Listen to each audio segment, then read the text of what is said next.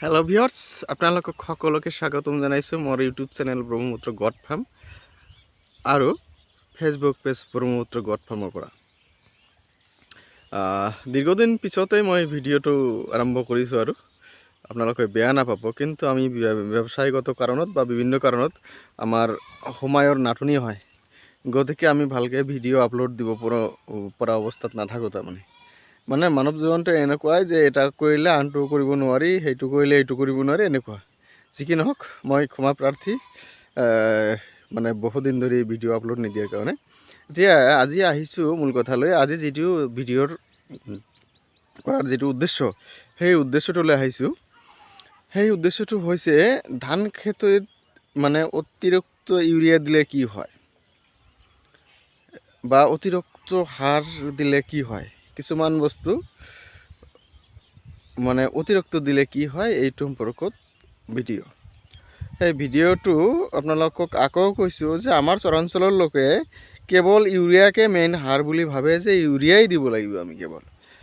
দেখা যায় যে ইউৰিয়া দিলে কি হয়, ইয়াৰ মানে কিছু বেয়া ইও আছে, তাৰমানে বেয়া দোষো আছে, মানে বেয়া ছাইড ইফেক্ট আছে। সেই সম্পৰ্কত মোৰ আজিৰ এই ভিডিঅ'। আপোনালোকে জানে, মই পূৰ্বতে কৈছোঁ যে আমাৰ চৰাঞ্চলৰ মানুহে সাৰ বুলিয়ে, ৰাসায়নিক সাৰ বুলি ক'লে কেৱল ইউৰিয়াকে ভাবি থাকে। গতিকে মোৰ সন্মুখত যিটো খেতি আপোনালোকে দেখিছে ইয়াতে, এইফালে মাজৰ ফালে চাব, সেইটো যদি ভিডিঅ'ত কেনে দেখা গৈছে, ইয়াতে চাব, মানে এই যিটো ধান, সেই ধানখিনি পৰি গৈছে। ধানৰ যিটো চেহাৰা যথেষ্ট ভাল হৈছে বুলি ক'ব লাগিব। মই যি দেখি আছোঁ ইয়াতে, আপোনালোকে ভিডিঅ'ত দেখি আছে চাগে, সিমান মোতকৈ বেছি দেখিব পৰা নাই, কিন্তু মই বাস্তৱত দেখি আছোঁ খুব ভাল চাইজৰ ধান হৈছে।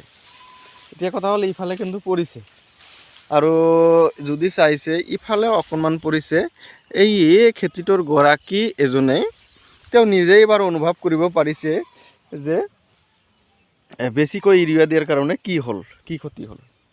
যি কি নহওক, মই এতিয়া কথা আহিছোঁ যে ইউৰিয়াটো আচলতে কি হয়। বেছিকৈ ইউৰিয়া দিলে বিভিন্ন ধৰণৰ ক্ষতি হয়, আমাৰ কৃষক ৰাইজে কিন্তু গম নাপায়। তাৰ ভিতৰত মই কেইটামান কাৰণ মই আপোনালোকক কৈছোঁ, মানে কি কি ক্ষতি হয় মই কৈছোঁ।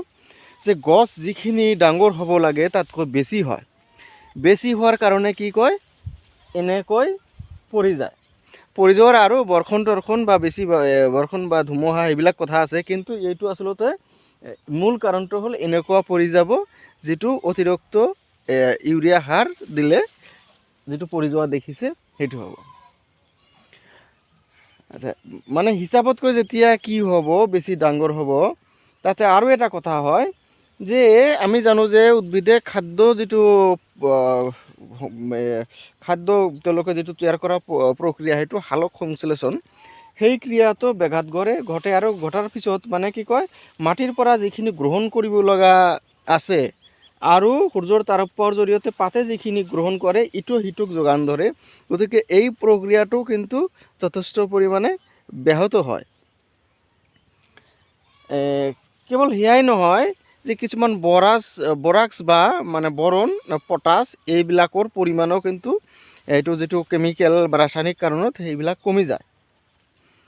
তো সেইটো কমি গ'লে কি হ'ব, দানাটো অকণমান পুষ্ট কম হ'ব, আপোনালোকে গম পায়।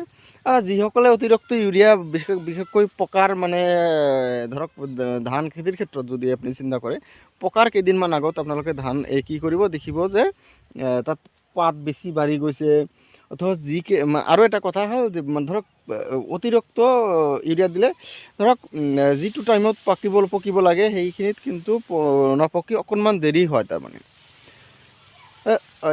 আপোনালোকে গম পালে যে কিমান কি হয়, মানে ইউৰিয়া দিলে। মোটামুটি কথাটো মই কৈছোঁ যে সময়ত নাপাকিব, অকণমান দেৰি হ'ব, ধানবিলাক মানে ফলবিলাক চুটি হ'ব, গছবিলাক বৃদ্ধি হ'ব বেছি, আৰু যিটো খাদ্য গ্ৰহণ প্ৰক্ৰিয়া বা সেইটো ব্যাহত হ'ব। গতিকে আপোনালোকে, আমাৰ চৰাঞ্চলৰ ৰাইজে এইবাৰ বহুত মানে ধান খেতি কৰিবলৈ লৈছে, তেওঁলোকক কওঁ যে ইউৰিয়া আপোনালোকে দিব, ইউৰিয়াৰ দৰকাৰ আছে, দৰকাৰ হ'লেও কিন্তু আপোনালোকে নিয়মমতে দিব। বেছি দিলে কিন্তু এনেকুৱা হ'ব, আৰু এটা কথা, ইউৰিয়া দিলে মাৰাত্মক এটা ক্ষতি হয়। ক্ষতি হ'ল যে ধৰক আজি ইউৰিয়া দি আপোনালোকে কি কৰিলে, সেই মাটিটো অভ্যাস কৰিলে পিছত মানে সেই মাটিৰ যিটো গুণাগুণ একেবাৰে কিন্তু নষ্ট হৈ যাব। যিটো এইটো ইফেক্ট বুজি পাইছে পাঞ্জাৱ, হাৰিয়ানা সেইবিলাক জেগাৰ মানুহে কি কৰিছে। আমাৰ চৰাঞ্চলৰ মানুহে গম পোৱা নাই, কাৰণ ইয়াতে যিখিনি ৰিয়েকশ্যন হয় সেইখিনি পৰৱৰ্তী সময়ত বানপানী হয়। বানপানী হোৱাৰ পিছত মানে বহুখিনি এইটো কমি যায়। এইটো আমাৰ অসমৰ ৰাইজে বা আপোনাৰ ব্ৰহ্মপুত্ৰ উপত্যকাৰ মানুহে এইটো কিন্তু বুজিব পৰা নাই। গতিকে আপোনালোকক কওঁ যে ইউৰিয়া সাৰ আপোনালোকে অতিৰিক্ত নিদিব। দিলে কিন্তু আপোনালোকে লাভতকৈ লোকচান বেছি হয়। যে আমাৰ বানপানী হোৱাৰ কাৰণে আমি ৰিয়েকশ্যনটো ইমান গম নাপাওঁ। গতিকে আপোনালোকক ৰিকুৱেষ্ট কৰিছোঁ, ইউৰিয়াটো মানে যিখিনি দৰকাৰ সেইখিনি কৰিব, বেছি নকৰিব। আৰু কিছুমান কথা আছে, মই এটা ভিডিঅ'ত ইমান ক'ব নোৱাৰিলোঁ। গতিকে আজিয়ে মই এইখিনিয়ে শেষ কৰিছোঁ। যিসকলে মোৰ চেনেলটো ছাবস্ক্ৰাইব কৰা নাই, পেজটো ফ'ল' কৰা নাই, কাইণ্ডলি ফ'ল' কৰিব। সকলোকে ধন্যবাদ জ্ঞাপন কৰি আজিলৈ এইখিনিতে শেষ কৰিছোঁ। ধন্যবাদ।